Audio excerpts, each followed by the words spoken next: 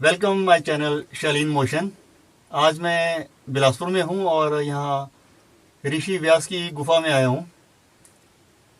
गुफा में क्या क्या है और इस गुफा की क्या कहानी है आपको बताएंगे। Keep watching Shalin motion.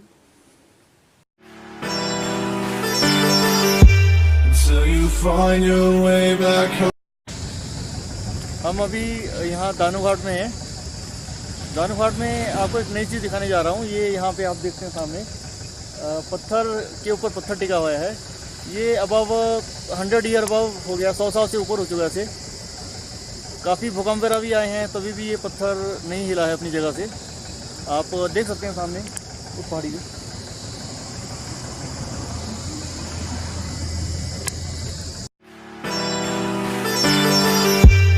Till you find your way back home.